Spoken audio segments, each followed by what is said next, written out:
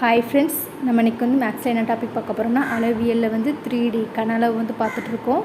Already நம்ம வந்து 2D வந்து அது வந்து நம்ம பார்த்து முடிச்சிட்டோம். அதுக்கான லிங்க் வந்து கீழே டிஸ்கிரிப்ஷனில் கொடுத்துருக்கேன், செக் பண்ணி பார்த்துக்கோங்க. 3Dயில் வந்து நம்ம இதுக்கு முன்னாடி வரைக்கும் கூம்பு வரைக்கும் வந்து பார்த்தோம். கூம்பில் வந்து நம்ம இடைக்கண்டம் அப்படின்னு வந்து பார்ப்போம். இது வந்து கூம்போட ரிலேட்டடானதான் இந்த இடைக்கண்டம் அப்படிங்கிற டாபிக். இந்த இடைக்கண்டம் வந்து ஃபார்முலா வந்து பார்த்துட்டு அந்த ஃபார்முலா படி எப்படி இந்த சம் வந்து நம்ம செய்யலாம் அப்படிங்கிறத பார்ப்போம்.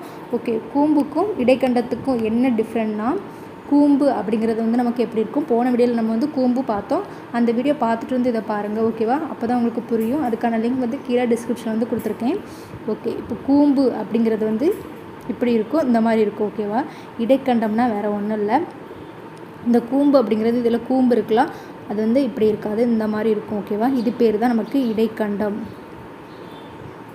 ஓகேவா? இந்த மாதிரி இருக்கும். ஒரு வாளியை வந்து கமுத்தி போட்டால் எப்படி இருக்கும், அந்த மாதிரி தான் இருக்கும். இது பேர் நமக்கு இடைக்கண்டம். கூம்புக்கு வந்து இந்த இதில் அந்த முனை மாதிரி இருக்கும், இந்த வாளியை வந்து கமுத்தி போட்டால் எப்படி இருக்கும், அது பேர் தான் நமக்கு இடைக்கண்டம் அப்படிம்போம்.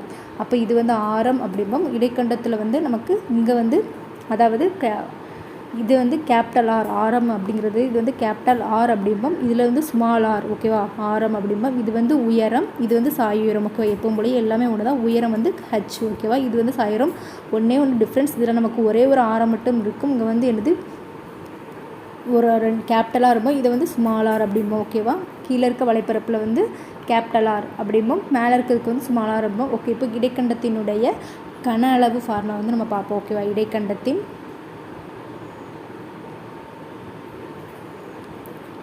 இடைக்கண்டத்தினுடைய கன அளவு,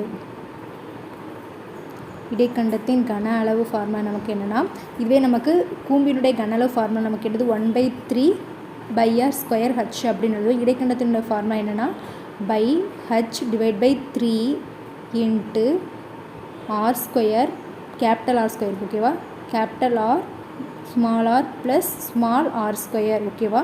கொஞ்சம் பார்க்க ஒரு மாதிரி தான் இருக்குது, ஆனால் இந்த ஃபார்முலா வந்து படிச்சு வச்சுக்கோங்க, ஓகேவா? இடைக்கண்டம் வந்து நமக்கு வந்து டிஎன்பிசியில் அடிக்கடி கேட்கக்கூடிய ஒரு கொஸ்டின், இடைக்கண்டத்தை பற்றி கேட்பாங்க. ஸோ இடைக்கண்டத்தினுடைய ஃபார்முலா நல்லா படிச்சு வச்சுக்கோங்க. இடைக்கண்டத்தினுடைய கன அளவு ஃபார்முலா வந்து 1/3 அப்படின்னு கூட எழுதலாம். ஆனால் நம்ம என்னது h/3 × r² plus capital R small R plus r², ஓகேவா? ஓகே, இப்போ அடுத்து நம்ம என்ன ஃபார்முலா, இடைக்கண்டத்தினுடைய வலைப்பரப்பு ஃபார்முலா, ஓகேவா? இடைக்கண்டத்தின் வலைப்பரப்பு, இடைக்கண்டத்தினுடைய வலைப்பரப்பு ஃபார்முலா என்னென்னா pi into capital R plus small R into L, ஓகேவா? இதுவே நமக்கு கூம்பினுடைய வலைப்பரப்பு ஃபார்முலா என்னது பை ஆர் எல் அப்படின்னு எழுதுவோம். இல்லை பை கேப், இந்த ஆர் இருக்க இடத்துல வந்து நம்ம எழுதியிருக்கோம் capital R plus small R அப்படிங்கிறது வந்து நம்ம எழுதியிருக்கோம், ஓகேவா? ஓகே, அடுத்தது நம்ம இடைக்கண்டத்தினுடைய மொத்த புறப்பரப்பு ஃபார்முலா பார்க்க போகிறோம், ஓகேவா? இடைக்கண்டத்தின் மொத்த புறப்பரப்பு ஃபார்முலா என்னென்னா = pi capital R plus small R into L plus pi capital r² plus small r², ஓகேவா? இடைக்கண்டத்தின் மொத்த புறப்பரப்பு ஃபார்முலா வந்து pi into capital R plus small R into L plus pi capital r² plus pi small r², ஓகேவா? மொத்தமே 3 formula தான் இடைக்கண்டத்துக்கு. இடைக்கண்டத்தினுடைய கன அளவு, இடைக்கண்டத்தின் வலைப்பரப்பு, இடைக்கண்டத்தினுடைய மொத்த புறப்பரப்பு, ஓகேவா? இந்த 3 ஃபார்முலா படிச்சு வச்சுட்டா நீங்கள் எந்த சம் கேட்டாலும் வந்து போட்டுடலாம், ஓகே? இந்த 3 ஃபார்முலா வந்து நல்லா மெமரி பண்ணிக்கோங்க, நோட்டில் எழுதி வச்சுக்கோங்க, ஓகே? இப்போ ஃபஸ்ட்டு சம் வந்து நம்ம பார்ப்போம். இடைக்கண்டத்தினுடைய கன அளவு ஃபார்முலா யூஸ் பண்ணி எப்படி செய்யலாம் அப்படிங்கிறத வந்து பார்க்கலாம். ஓகே, என்ன கொடுத்துருக்காங்க, 45 சென்டிமீட்டர் உயரமுள்ள ஒரு இடைக்கண்டத்தினுடைய இருபுற ஆரங்கள் முறையே 28 சென்டிமீட்டர் மற்றும் 7 சென்டிமீட்டர் எனில் இடைக்கண்டத்தினுடைய கன அளவை வந்து காண்க அப்படின்னு கேட்டிருக்காங்க. ஓகே, இதில் ஃபஸ்ட்டு நமக்கு என்ன கொடுத்துருக்காங்க எழுதுகிறோம். உயரம், இடைக்கண்டத்தினுடைய உயரம் எவ்வளோ கொடுத்துருக்காங்க, 45 சென்டிமீட்டர். ஒரு இடைக்கண்டத்தில் 2 புற ஆரங்கள் இருபுறமும், அதாவது இடைக்கண்டத்தில் வந்து என்னது 2 இடத்துல வந்து ஆரம் இருக்கும், ஒன்று வந்து கேபிட்டல் ஆர், ஒன்று வந்து ஸ்மால் ஆர், ஓகேவா? அதிகமாக இருக்கிறது வந்து பெரிய ஆரம் எடுத்துக்கிறோம், ஓகேவா? மதிப்பு அப்போ கேபிட்டல் ஆர் வந்து என்னது 28 சென்டிமீட்டர், ஸ்மால் ஆர் வந்து என்னது 7 சென்டிமீட்டர். இடைக்கண்டத்தினுடைய கன அளவு கேட்டிருக்காங்க, ஓகேவா? இடைக்கண்டத்தின் கன அளவு ஃபார்முலா நமக்கு இதில் என்னது pi h/3 × capital R² plus capital R plus small R square. ஓகேவா, இப்போ இந்த ஃபார்முலா படி நம்ம அப்படியே சப்ஸ்டியூட் பண்ண போகிறோம். ஏன்னா நமக்கு எல்லா மதிப்புமே நமக்கு தெரியும். ஓகேவா, ஓகே, இப்போ இந்த ஃபார்முலா படி சப்ஸ்டியூட் பண்ணலாம். பையோட மதிப்பு நமக்கு என்னது, நம்ம 1/3 அப்படிங்கிற மாதிரி எழுதிக்கலாம். ஓகேவா, பை H1 இன்ட்டு பையோட மதிப்பு வந்து நமக்கு 22/7 இன்ட்டு ஹச்சோட மதிப்பு நமக்கு என்னது 45 இன்ட்டு கேபிட்டல் ஆரோட மதிப்பு என்னது நமக்கு 28 ஸ்கொயர் ப்ளஸ் கேபிட்டல் ஆர் மதிப்பு என்னது 28 இன்ட்டு ஸ்மாலரோட மதிப்பு நமக்கு என்னது 7 ப்ளஸ் ஸ்மாலரோட மதிப்பு 7 ஸ்கொயர். ஓகே, ஈக்குவல் டு 1/, இப்போ இதில் என்னென்ன ஏதாவது கேன்சல் பண்ண முடியுமா அப்படிங்கிறத கேன்சல் பண்ணுவோம். இல்லாட்டி அந்த ப்ராக்கெட்குள்ளே இருக்கிறத வந்து நம்ம சால்வ் பண்ணிவிட்டு அப்புறமா கூட கேன்சல் பண்ணுவோம். Okay, 1/3 into 22/7 into 45. 28 வந்து நம்ம ஸ்கொயர் பண்ணால் நமக்கு என்ன கிடைக்கும், 28. 8 8 64, மீதி 4, 1 8 8 16, 32 38, 1 8 1 6 பண்ணும்போது 18 38. ஓகேவா, மீதி 8, மீதி 3க்கு 2 4, 4 3 கூட்டினா 7, 784, 784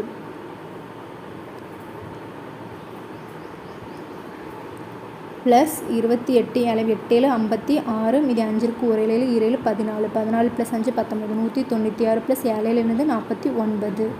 okay, equal to 1/3 into 22/7 into 45 into இது வந்து நமக்கு கூட்டினா நமக்கு என்ன வரும், 9 9 4 கூட்டினா நமக்கு 13 வரும். 13 6 கூட்டினா என்ன வரும், 19. ஓகேவா, 19, மீதி வந்து 1 இருக்குது. அப்போது 1ஐயும் 9 கூட்டினா 10, 14 20 22 வருது. மீதி 2 இருக்குது. 2ஐயும் 1 கூட்டினா 3 10, அப்போ 1029. ஓகேவா, இதை கூட்டினா ஓகே. இப்போ இதை வந்து கேன்சல் பண்ணுவோம்.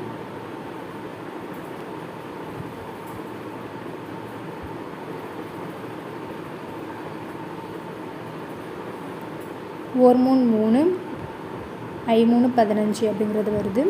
ஓகே, 1 7, மீதி வந்து என்ன இருக்குது 32 இருக்குது. 4 7 28, மீதி 4 இருக்குது. 7 7 49.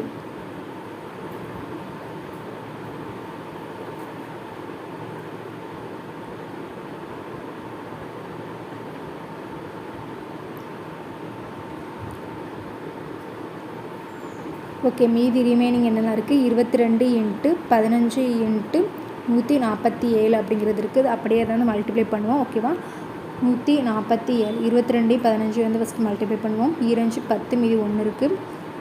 2 10 2 12, 13 வரும். மீதி 3, மீதி 1 இருக்குது. 2 1 2, மீதி 3 330 வருது. ஓகேவா, அப்போ 147ஐயும் அடுத்து 330 மல்டிப்ளை பண்ணோம். 0 அப்படியே வச்சுக்கலாம்.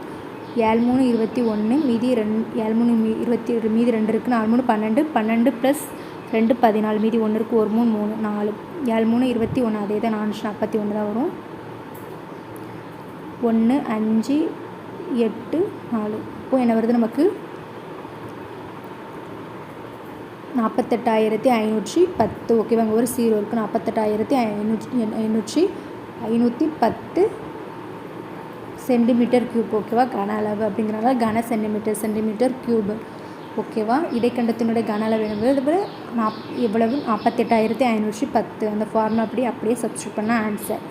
ஓகே, இப்போது இதில் வந்து நமக்கு என்ன இதுனா, நம்ம பெருக்கல் கூட்டல் அப்படிங்கிறத வந்து கரெக்டாக கேர்ஃபுல்லாக பண்ணிட்டா கரெக்டாக நமக்கு ஆன்சர் வந்துடும். ஓகேவா, இந்த ஃபார்முலா அப்படி சப்ஸ்டியூட் பண்ணி. ஓகே, இப்போ 2வது சம் பாருங்கள், என்ன கொடுத்துருக்காங்க.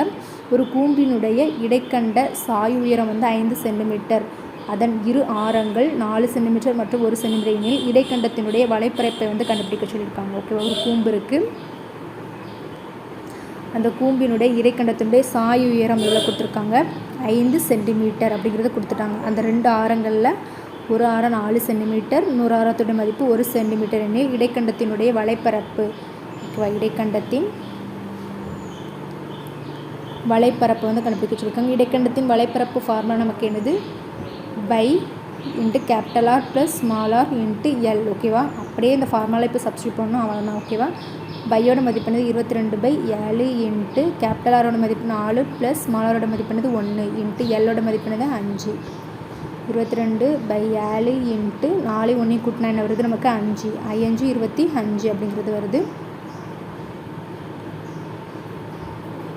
ஓகே, இப்போ நம்ம இதை மல்டிப்ளை பண்ணிட்டு அதுக்கப்புறமா வந்து கேன்சல் பண்ணுவோம். 25 22 2 10 மீதி 1 இருக்குது 2 4 2 10 மீதி 1 இருக்குது 2 4 5 550 அப்படிங்கிறது வரும். 550 /7. ஓகே, இப்போ இதை கேன்சல் பண்ணுவோம். 1 7 7 35 6 42 7 49 8 56 போயிடும். அப்போ 7 49 அப்படிங்கிறது இருக்கும். மீதி 6 இருக்குது. 8 56 9 63 அப்போ 8 56 மீதி 4 மட்டும் இருக்கும். 7 35 மீதி 5 இருக்கும். 7 49 அப்படின்னு போய்கிட்டே தான் இருக்கும். ஸோ மதிப்பு வந்து நமக்கு என்னது 78.57. ஓகேவா? இடைக்கண்டத்தினுடைய வலைப்பரப்பு என்னது 78.57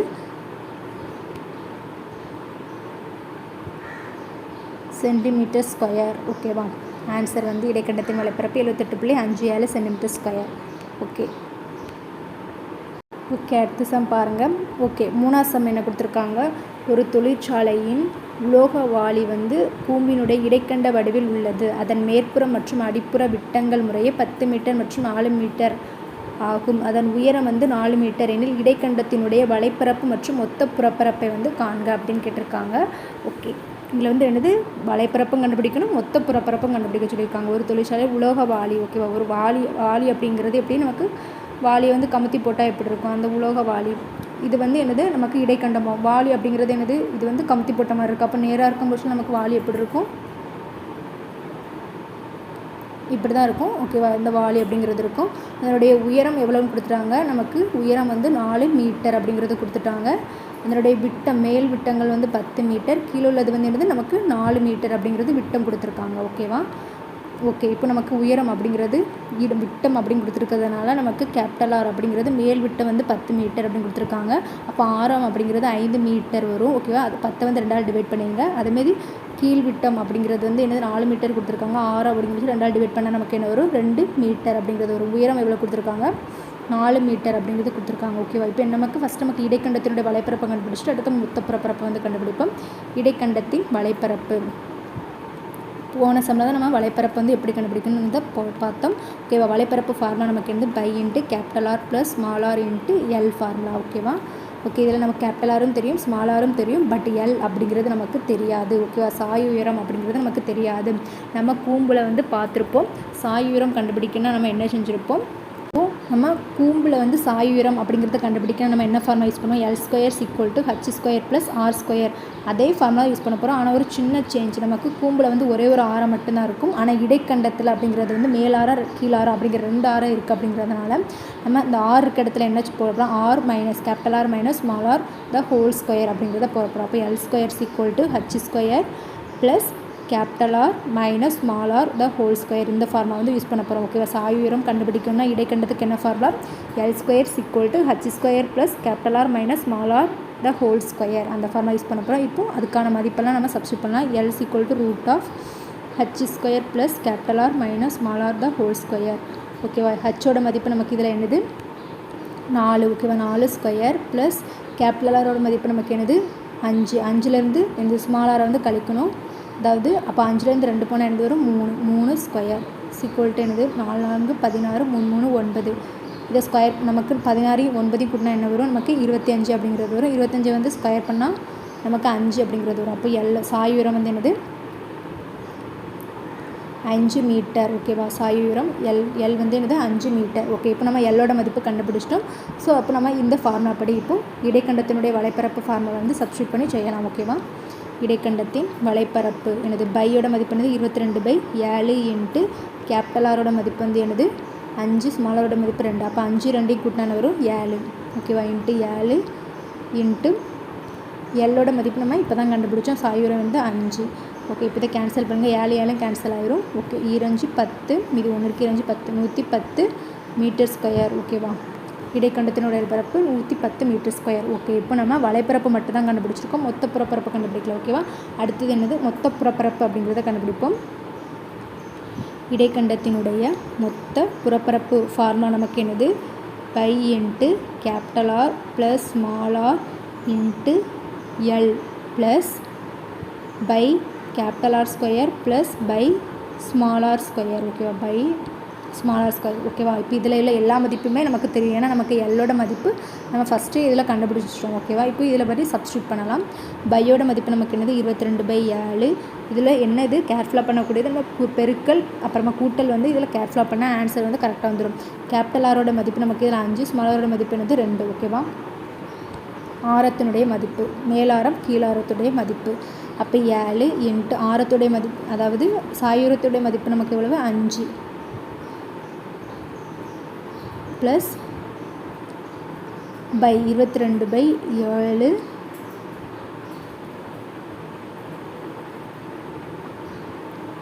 இன்ட்டு கேபிட்டல் ஆரோடைய மதிப்பு நமக்கு என்னது 5. அப்போ 5 25. ஓகே, 5 வந்து ஸ்கொயர் பண்ண என்ன வரும் 25 அப்படிங்கிறது வரும். பையோட மதிப்பு என்னது ப்ளஸ்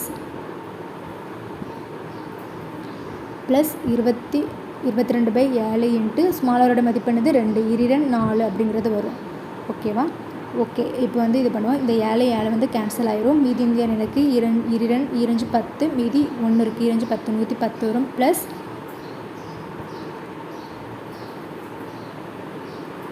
22ஐயும் 25 வந்து நம்ம மல்டிப்ளை பண்ணுவோம். 22 25 வந்து மல்டிப்ளை பண்ணால் என்ன வரும் 2 10, மீதி 1 இருக்குது 2 10 2 4 15 அப்படிங்கிறது இருக்கும். மீதி 1 இருக்குது 2 4 550. இப்போ 550 டிவைட் பை 7 ப்ளஸ் 22ஐயும் 4 மல்டிப்ளை 2 4 8 2 4 8 88/7. ஓகேவா, ஓகே, கீழே வந்து என்னது நம்ம இப்போ இதுக்கு எல்சிஎம் எடுத்துரும். கீழே காமனாக 7 அப்படிங்கிறது இருக்கும். 770 ப்ளஸ் 550 ப்ளஸ் 88. ஓகே, இவ்வளோத்தையும் இப்போ கூட்டுங்க. 8 அப்புறம் 10 15 20. ஓகேவா, மீது 2 இருக்குது 9 10 14. ஓகேவா, 1408 டிவைட் பை 7. ஓகேவா, இப்போ கேன்சல் பண்ணுவோம். 1 7 7 14 0 1 7 மீதி வந்து 10 இருக்குது 1 7 அப்படிங்கிறது வரும். மீதி வரும் 5 4 28 இப்படி இருக்கும். மீதி 2 இருக்கும் 1 7 7 14 இந்த மாதிரி தான் போய்கிட்டே இருக்கும். ஸோ இந்த நமக்கு மதிப்பு வந்து இந்த புறப்பரப்பு 201.14 மீட்டர் ஸ்கொயர், சென்டிமீட்டரா மீட்டர் ஸ்கொயர். ஓகேவா, புறப்பரப்பு 201.14 மீட்டர் ஸ்கொயர் மொத்த புறப்பரப்பு. இந்த ஃபார்முலா சப்ஸ்டியூட் பண்ணி நமக்கு பெருக்கல் கூட்டல் அப்படிங்கிறது வந்து நம்ம கேர்ஃபுல்லாக பண்ணிட்டோம்னா நமக்கு ஆன்சர் கரெக்டாக வந்துடும். ஓகேவா, ஓகே, இந்த வீடியோ வந்து உங்களுக்கு யூஸ்ஃபுல்லாக இருந்தால் லைக் பண்ணிட்டு உங்கள் ஃப்ரெண்ட்ஸ்க்கு வந்து ஷேர் பண்ணுங்கள். சப்ஸ்கிரைப் பண்ணி சப்போர்ட் பண்ணுங்கள். தேங்க்யூ.